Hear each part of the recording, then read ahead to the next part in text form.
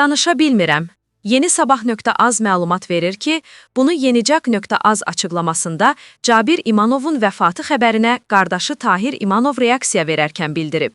O, göz yaşları içərisində danışa bilmirəm deyə kədərini ifadə edib və ölüm faktını təsdiqləyib. Qeyd edək ki, Qafqazinfonun əldə etdiyi xəbərə görə əməkdar artist bugün paytaxtın Səbail rayonu Üzeyir Hacıbəyli küçəsində yerləşən idman zalında keçirdiyi infarkt nəticəsində vəfat edib.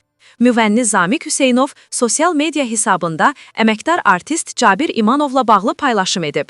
Müğənni dünən aktyor ilə bir arada olduğunu qeyd edib. Dünən bir yerdə toydaydıq. Qucaqlaş, öp, bağrına bas, rəqs et. Sən demə sonuncu dəfə imiş. Çox heyif. Yaxşı insan, gözəl dost, Allah sənə rəhmət etsin. Vaxtsız getdin. Hər vaxt qəlbimizdə gülər üz, pozitiv, nümunəvi bir insan kimi qalacaqsan. Məkanın cənnət olsun dostum.